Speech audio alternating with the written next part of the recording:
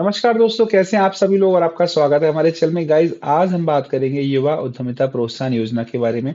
दोस्तों, जैसा कि आप जानते हैं, हम लोग गवर्नमेंट फंडिंग, सब्सिडीज और एक्सपोर्ट्स के ऊपर वीडियो लेकर आते हैं और ज़्यादा से ज़्यादा कोशिश करते हैं आपके व्यापार में आपको फायदा दिलाने के लिए, यानी कि उन सब्सिडीज के माध्यम से आप अपने पैसे को बचाने के साथ में और सब्सिडी यानी ग्रांट गवर्नमेंट से प्राप्त कर सकें।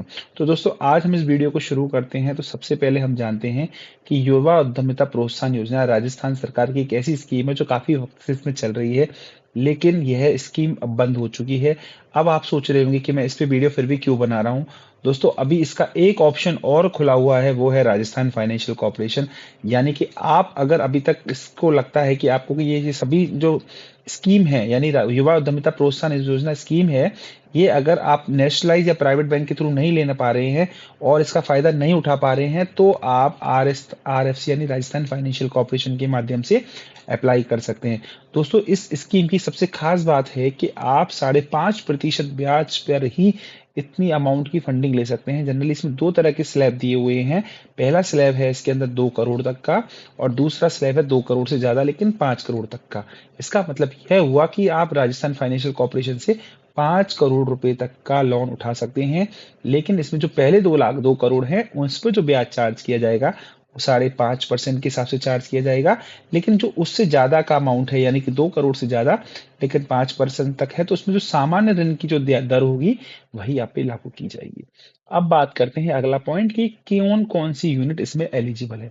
सभी वो मैन्युफैक्चरिंग यूनिट, सभी होटल्स, सभी रिसोर्ट्स, रेस्टोरेंट्स, हॉस्पिटल्स और भी जो अदर मैन्युफैक्चरिंग यूनिट्स हैं, सभी इसके अंदर एलिजिबल हैं जो अपना नया बिजनेस इसमें अप्लाई करना चाहती है, यानी ग्रीन फील्ड बिजनेस होगा। तो दोस्तों, इस स्कीम के माध्यम से वो सभी बिजनेस इस सस्ती रेट की दर पे वह फंडिंग ले पाएंगी। इसमें कुछ इंपॉर्टेंट क्राइटेरिया और डाले हुए हैं, वह है इसकी एजुकेशन क्वालिफिकेशन। दोस्तों, कम से कम 12वीं पास व्यक्ति होना चाहिए, या 12वीं पास हो साथ में, या फिर डिप्लोमा हो उसके पास, मतलब कम से कम 12th क्लियर तो उसका होना चाहिए। और इसके अलावा अगर 12th नहीं है तो वो कोई डिप्लोमा किया हुआ हो, या उसके पास कोई ITI का सर्टिफिकेट हो, या कोई भी एजुकेशनल जैसे कि कोई ग्रेजुएशन डिग्री होगी, तो ऑब्वियसली 12th के अंदर उसकी एलिजिबिलिटी उसको काउंट कर ली जाएगी।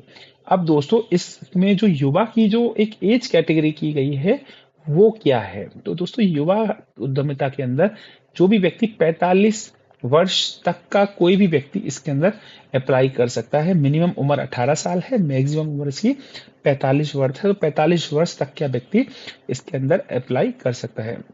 इसमें जो लोन है वो कितने वक्त का मिलेगा दोस्तों, इसमें जो लोन है वो आपको 10 साल तक के लिए मिल सकता है। जनरली सामान्यतः देखा जाता है कि जो भी सरकारी बैंक हैं या प्राइवेट बैंक हैं, वो आपको 7 साल के लिए लोन देती हैं, यानी मशीन लोन। और जनरली जो मोरेटोरियम होता है वो 6 से लेके 12 महीने तक होता है, या फिर मैक्सिमम देखें तो 18 महीने तक का हो सकता है। लेकिन आपको फायदा यहाँ पर इस बैंक से ये है कि आप इसमें 10 साल तक के लिए लोन अप्लाई कर सकते हैं, और 18 माह तक का आप अपना मोरेटोरियम पीरियड वह होता है जिसमें आपको सिर्फ इंटरेस्ट की सर्विंग करनी होती है। क्योंकि अभी जो नया बिजनेस होता है तो उसके अंदर जो प्रिंसिपल की वर्किंग है, प्रिंसिपल आपको चुकाने में दिक्कत आती है, तो आप उसके लिए कुछ वक्त मांगते हैं बैंक से, तो उसे बोलते जाता है मोरेटोरियम पीरियड।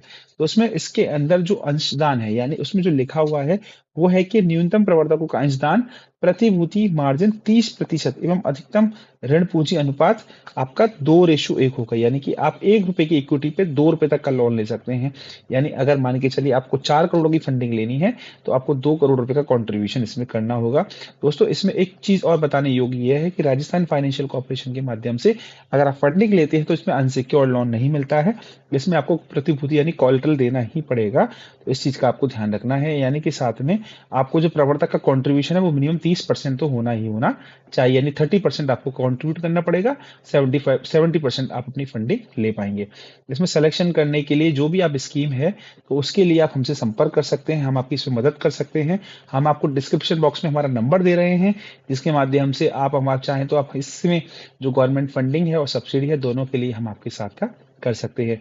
दोस्तों, अगर आपको वीडियो अच्छा लगा हो और ये योजना आपके लिए कारगर है, यानी कि ऐसी योजना है जो लोगों के लिए तो बंद है लेकिन फिर भी अभी भी चालू है, तो आप चाहे तो डायरेक्टली भी आप सीधे भी उसमें अप्लाई कर सकते हैं। और प्लीज़, अगर ये वीडियो अच्छी लगी हो तो लाइक कीजिएगा, शेयर कीजिएगा, सब्सक्राइब कीजिएगा। Thank you very much.